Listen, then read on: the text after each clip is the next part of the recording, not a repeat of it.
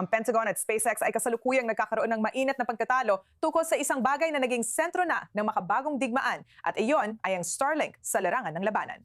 Sa gitna ng sigalot sa Iran, umaasa ang mga opisyal ng US sa satellite network ni Elon Musk para sa komunikasyong panglabanan at operasyon ng mga drone. Ngayon, panibagong laban naman ang presyo. Ayon sa SpaceX, nagbabayad ang militar ng humigit kumulang 5,000 kada terminal para sa serbisyong sinasabi nilang halos 25,000 kada buwan.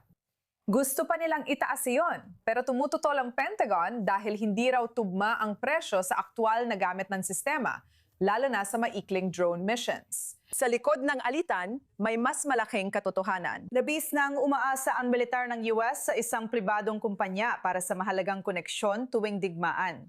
Alam ng SpaceX ito kaya napilitan ng gobyerno ng US na tanggapin ang taas presyo sa panahon ng digmaan. Dahil walang kasing laking alternatibo, nagbababala ang mga opisyal na mabilis lumilipat ang kapangyarihan. Kasama natin ngayon si Victoria Samson, punong direktor ng Seguridad at Katatagan sa Kalawakan ng Secure World Foundation.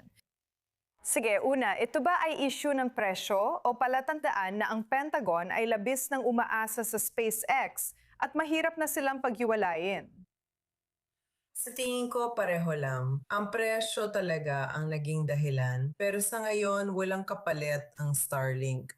Ngayon, nadunsad na rin ang Amazon ng sarili nilang bersyon na tinatawag na Amazon Leo at sa tingin ko magiging kakumpetensya ito ng Starlink sa loob ng ilang taon. Pero hindi pa ito handa sa ngayon. Ano ang epekto sa militar kung kaya ng komersyal na kumpanya baguhin ang presyo ng mahalagang infrastruktura sa digmaan? Nakita na natin itong nangyari kamakailan. Tama, sa tingin ko, hindi maganda para sa pagiging independyente at kalayaan ng militar kung palagi silang kailangang makipagkasundo sa isang komersyal na kumpanya. Sa tingin ko, nagpapakita rin ito kung gaano kalakas ang SpaceX sa pagdomina ng merkado para sa ganitong bagay.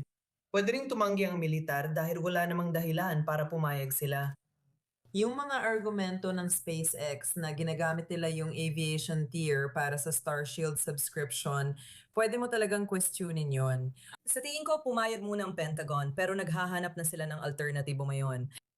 Tama, ibig kong sabihin, sinabi mo na pwede sana silang tumanggi, pero sa huli, magiging malaking sagabalyon sa nagpapatuloy na digmaan laban sa Iran. Magmumukhang mahina ang Estados Unidos, masasabi mo.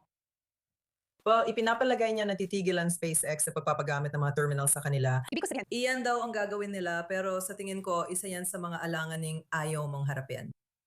sinusubukan ng Pentagon na tulungan ang mga Iranian na malampasan ang ipinataw ng gobyerno na blackout sa komunikasyon. Ngunit may hindi pagkakaunawaan sila ng SpaceX sa presyo ng planong magbigay ng direktang Starlink connection sa cellphone parang 5G service. Ano ang nalalaman natin tungkol dito? May posibilidad bang maapektuhan ng backlash ang Starlink dahil dito? Nagkaroon na ng access ang mga mamamayan ng Iran sa Starlink na ipuslit ito noong mga protesta nitong Enero kaya nakakakolekta sila sa internet. Nagawa ng Iran na ispoof ang Starlink terminals para maalis ang mga ito sa network.